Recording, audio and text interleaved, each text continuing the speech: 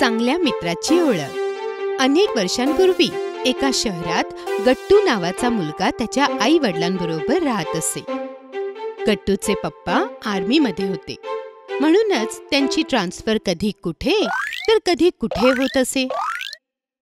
गट्टू बेटा, आता हे शहर सोडून आपल्याला मुंबईला जावे लागेल, कारण आता माझी बदली मुंबईला झाली आहे, म्हणून आपल्याला आता तिथे जावे लागणार.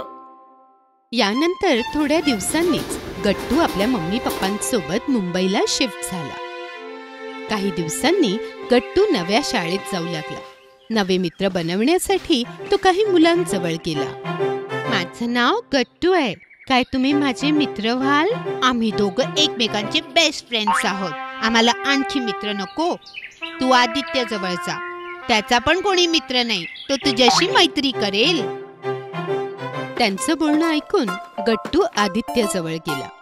कोणी माझा मित्र नाही, काय तू माझा मित्र होशील? काही हरकत नाही, माझा पण कोणी मित्र नाहीये, चल आपण दोघं आजपासून मित्र होऊ.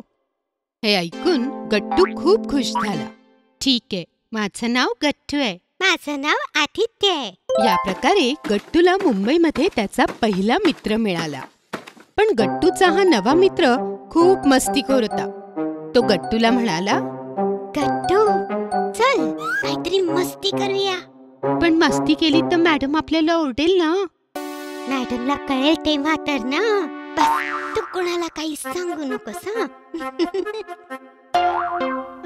पण चल माझ्यासोबत. आदित्य आणि गट्टू हळूच सोना आणि मोनाजवळ गेले. आदित्यने गुपचूप सोनाची बॅग घेतली. मग त्या दोघांनी वर्गाच्या कोपऱ्यात असलेल्या तुटक्या फुटक्या बाकांमध्ये सोनाची बॅग लपवली आणि पटकन जाऊन आपल्या बाकावर बसले. सोनाने पाहिले की तिची बॅग गायब झालीये. रडत रडत तिने मॅडमना सांगितलं, मॅडम माझी बॅग कुठेतरी हरवली. ज्यांनी कुणी सोनाची बॅग लपवली आहे त्यांनी ती लगेच तिला परत नाही केली तर मी प्रिन्सिपल सरांना नाव सांगेन.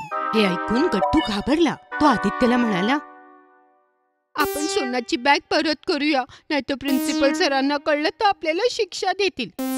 काही नाही होत, तू चुपचाप बस. ठीक आहे, तर मी प्रिन्सिपल सरांना बोलवतेच. मॅडमने प्रिन्सिपल सरांना बोलवलं. प्रिन्सिपल सरांनी मुलांना विचारले, खरं खरं सांगा, सोनाचं दफ्तर कोणी लपवलं आहे?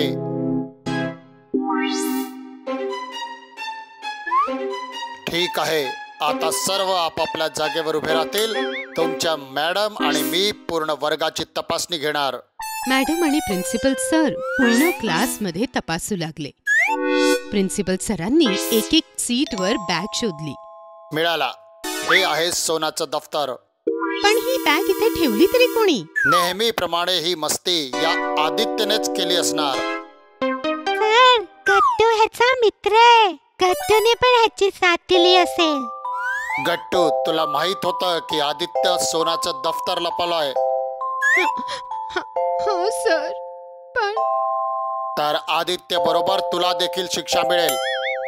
आणि तुमच्या दोघांची शिक्षा ही आहे की सुट्टी होईपर्यंत तुम्ही हात वर करून उभे राहायचंय.